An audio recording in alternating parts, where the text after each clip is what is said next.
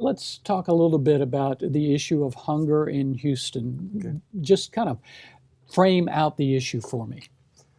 Well, in Houston, it's not much different than you see really across the country, especially in the big cities. Texas is the second highest percentage of people that have a need for food. It's referred to as food insecurity, and a way for you to think about that is struggling. They're struggling to be fed with nutritious food that will actually be good for them. And in Houston area, in the counties that are kind of surrounding Houston, it's very prevalent. And the kids, 1 in 4 kids struggle with hunger. And it's actually 1 in 4 kids in the Houston area equates to about 450,000 of them struggling with hunger every single day. And so it's a big need. The state of Texas is actually the second highest state in the country, next to California, for food insecurity. There's about 1.7 million households in Texas that struggle with food insecurity. That's amazing when you think of the country we live in. Can you narrow it down more to Houston and, Sure. and the local area? What are we dealing with? If you look at all the surrounding counties of Harris County, you don't see much difference. The highest ones we see are Waller County and I believe Liberty County. So we've got about 19% of the people struggling with hunger. In Harris County, it's 17.5%. That's actually above the Texas state average of just a little over 17%. And so in Houston, that equates to a lot of people.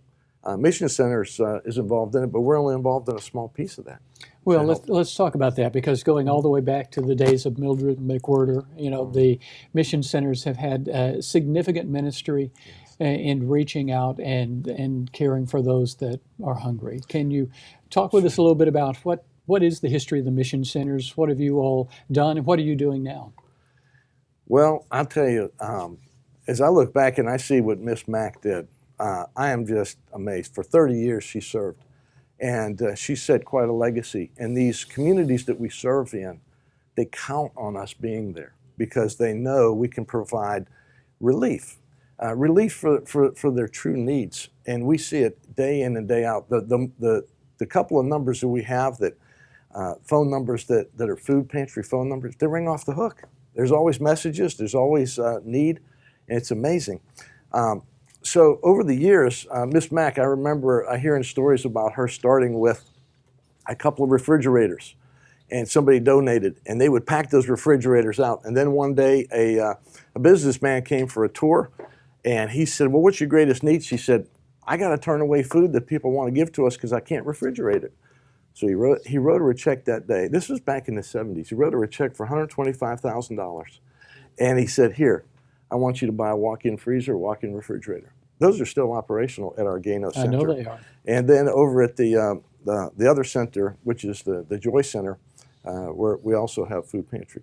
We serve 11 zip codes with our 2 areas. So when people come in, if you live somewhere in those 11 zip codes, you're eligible for service. Now, the Mission Centers of Houston have partnered with the Houston Food Bank. Can you tell us a little bit about that? Because Sure. a lot of attention goes to them this time of the year as well. Sure. The food bank, it's an amazing organization. They make available to us food at a much reduced cost. So instead of us, when we have specific pantry needs, we'll have a list of food, non-perishable items that we'd like to keep on stock at all times. When those run short, and our churches are wonderful because they'll do food drives and help supply it, but there'll be times throughout the year, because it's a constant ministry, when those will run short. And we'll go to to Houston Food Bank, and we'll be able to purchase a pallet full of canned goods, of cornflakes, of things like that, depending on what they have at the time, at a much, much reduced cost, maybe as low as 10% of what you pay in the store. And then we can get, one thing we get, this is a favorite, is we get cartons of eggs. And we've got our cooler, so we get cartons of eggs, we get them in advance, and where we can give out a dozen eggs, and that is such a help. But the food bank is so good. They've asked me, what foods do you prefer? If there's things that you know that the people you serve need, we'll work with you to try to make sure we stock those foods. Very, very helpful organization. And we're not the only ones that benefit from it. I believe there's about 600 charities in Sure. Houston benefit Sure. from it.